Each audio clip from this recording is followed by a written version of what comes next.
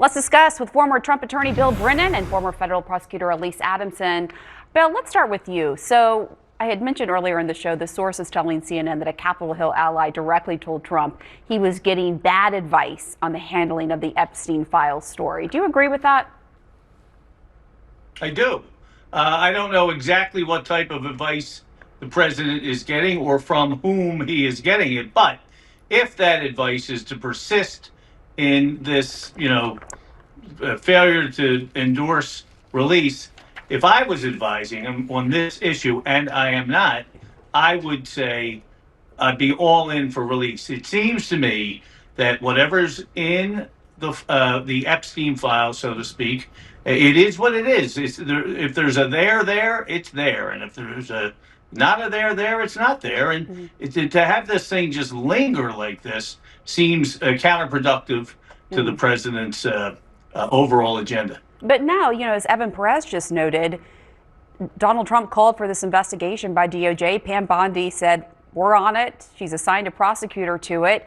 And as you well know, Alyse, when that happens, DOJ doesn't typically release information in an ongoing investigation. So how do you see that part playing out? Yeah, that's right, Pam. I mean, all of this is unprecedented for a sitting president to direct the scope of a criminal investigation up until this administration was unheard of.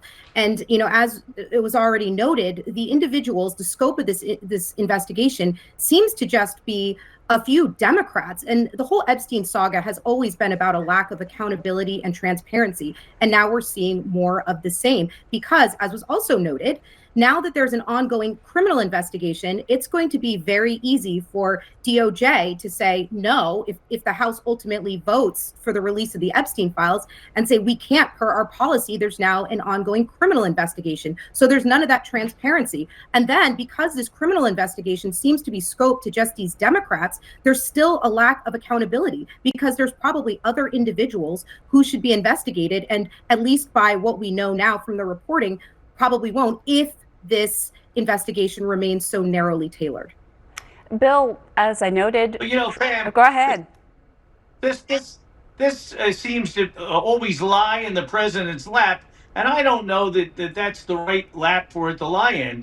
Epstein made the sweetheart deal of all time years before the president was the president, first time or this time.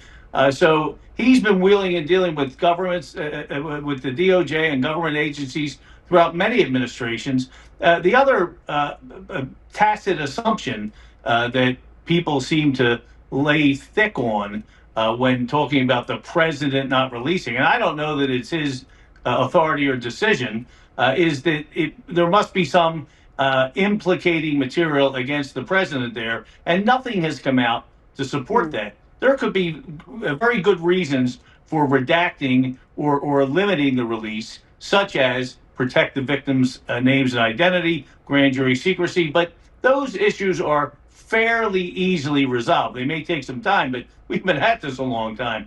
I would, if I was making the call on how to advise the president, I would say tell whoever has the authority to make a decision here, get the files redacted, make sure no grand jury secrecy rules are violated, and get it all out there. Dump it. Just, throw it out there and let's see what happens. Because I think this connection that people try to make, saying that the president won't release them, so the president must have culpability, is nonsense. But could the president not direct his DOJ to release everything? I mean, he just directed Pam Bondi today to investigate these Democrats in this case.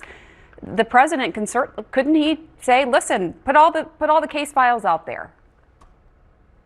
The president is basically is the executive branch of the government. So the president can do basically whatever he wants. But historically in this country, when presidents have tried to order attorneys general or other high-ranking DOJ officials to do something, and I haven't seen them order anything yet. I've seen them suggest something in an email. But historically in this country, we've seen people quit. You have the Elliot Richardson, Archibald hold on, Cox Bill. I just, sorry, I don't mean to interrupt, but today he posted telling Pam Bondi to investigate several high-profile Democrats, and then hours later she said, I'm on it. That happened today. And he has the right to make those suggestions or directives, and Attorney General Bondi can determine whether or not she wants to run with that.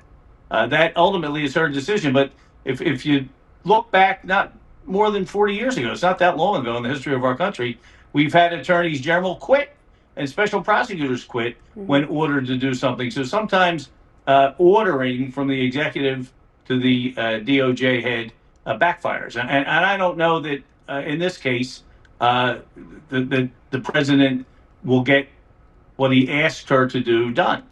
Well, she's already assigned a prosecutor per Pam Bondi, so we'll see how it plays out. But at least I want to get your response on that. See how it plays out.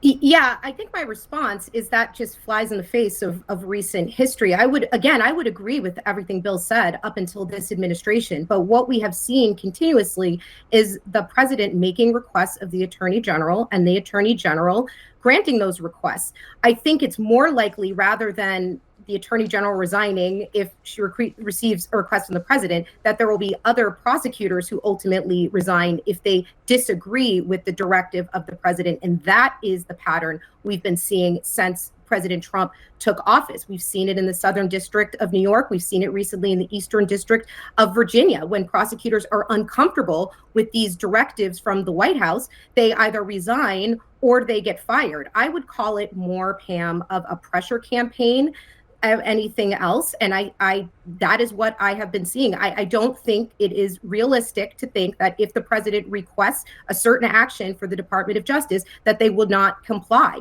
And this is why I argue we need an independent Department of Justice, one that follows the facts and the evidence and not really the political whims of anybody, even the sitting president. And that is the way that the Department of Justice has historically operated. And that is the way that it should return.